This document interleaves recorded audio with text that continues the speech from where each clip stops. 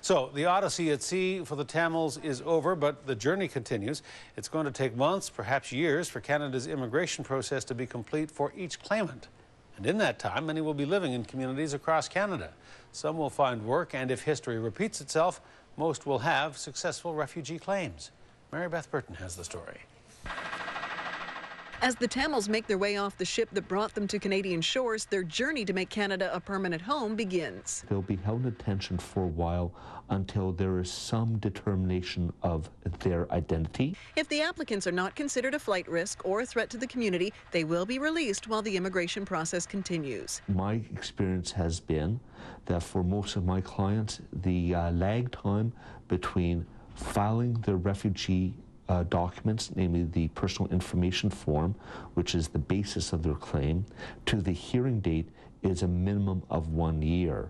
Canadian government policy is not to detain children. Parents with kids on the ship will get priority risk assessments and will be first to be released.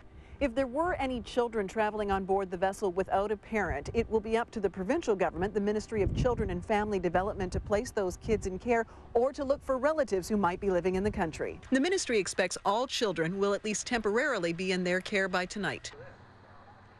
The last migrant ship to come to Victoria last October brought 76 men. As many as 25 of them are believed to be Tamil Tiger terrorists. All have been released into the community awaiting immigration hearings.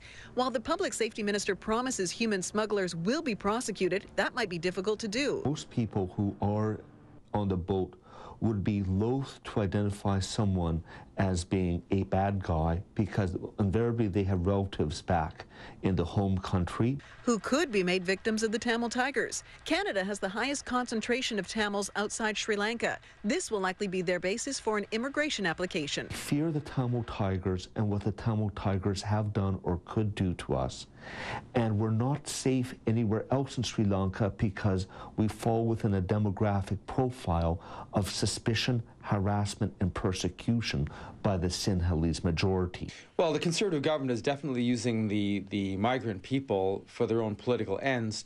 Liberal Keith Martin says Canada shouldn't be getting tough on Tamils. It should be getting smarter about immigration. I've asked the government to work with other partners like the United Nations High Commission for Refugees to set up regional processing centers in countries like Sri Lanka so individuals can apply in those countries for refugee status. Martin adds Canada could put political pressure on Sri Lanka so that Tamils no longer feel threatened in their own country. The government in Sri Lanka, frankly, can't continue to get off scot-free.